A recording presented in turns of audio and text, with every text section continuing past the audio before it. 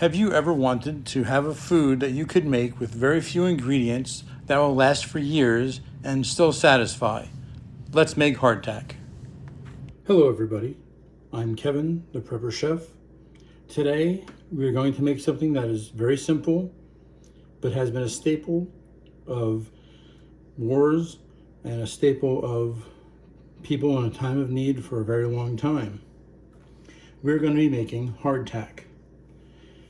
The basic hardtack is only flour, water, and a little bit of salt. So the basic rule for hardtack is 2 parts flour, 1 part water. So I'm going to put in 2 cups of flour, and then I'm going to put in 1 cup of water. And then we're going to mix it up and take it from there.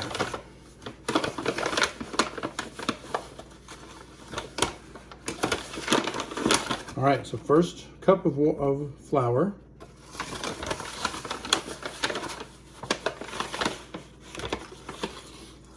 Second cup of flour. Then I'm going to add some salt. About a teaspoon should do it. And it's not a whole lot of dry ingredients, but I'm going to mix it up anyway, just because you never know.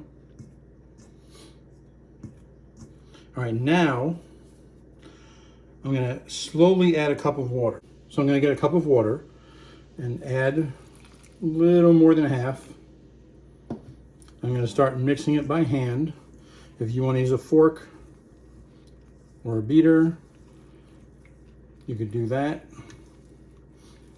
The main thing with the hardtack is to remember you want it dry, because you're going to cook it until it's extremely dry.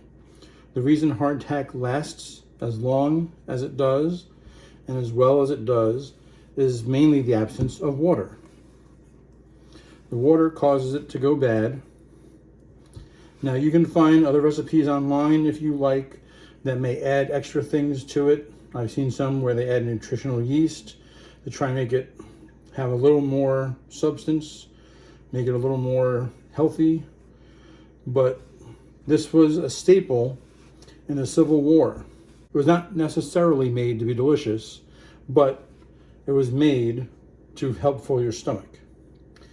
Now, it's called hardtack for a reason, and that's because when it is cooked, it can be very, very hard. Supposedly, some people may have broken teeth while trying to eat hardtack. It has been recommended and done in the past that you have your hardtack with something you can soak it in. Some soldiers would have it with their morning coffee. Some soldiers would have it if they were lucky enough to have some stew. They would have it with their stew. Something to soak it to get it a little more wet to make it a little softer. All right. Now it's mixed. Clearly it's in a bowl. Okay, the next thing to do is to roll it out. So I'm gonna sprinkle some flour onto the counter. Spread it out a bit. Put the dough in it. Get a little coating on it. I'm gonna take a little bit, put it on my rolling pin. And again, I'm making a small batch, which is only 2 cups of flour, 1 cup of water, and honestly, I didn't even use the full cup of water. Now you roll it out.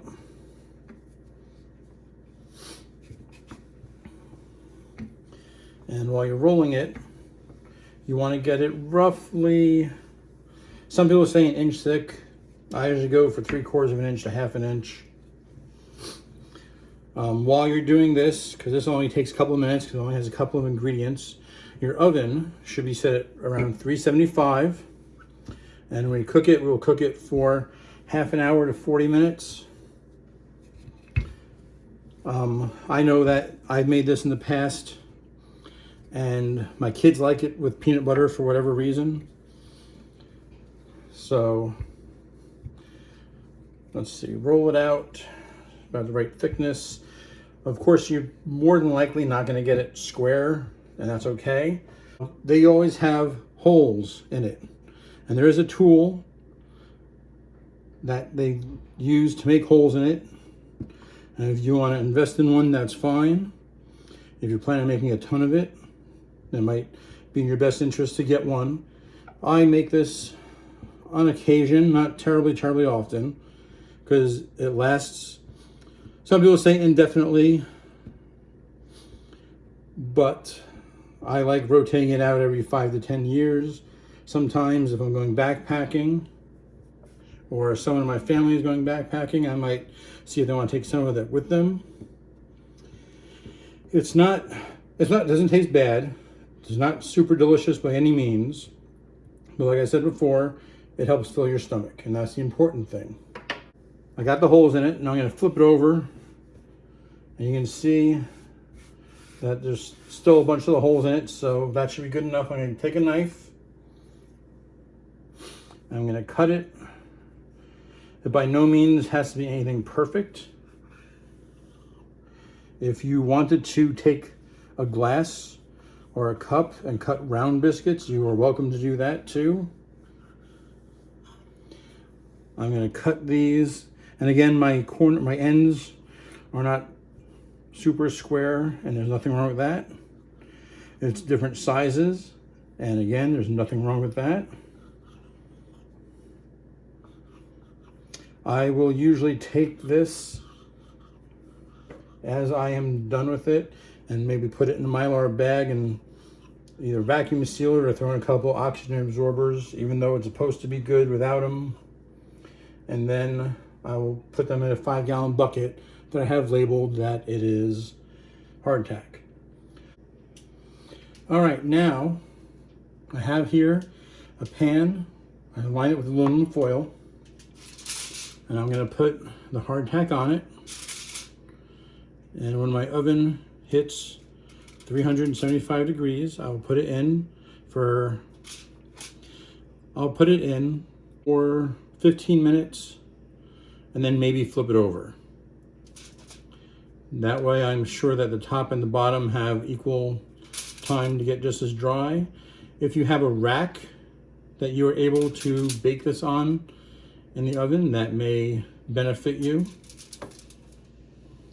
If you don't, I always do it on this, so it's not a big deal. And there goes my oven, letting me know it is in fact ready.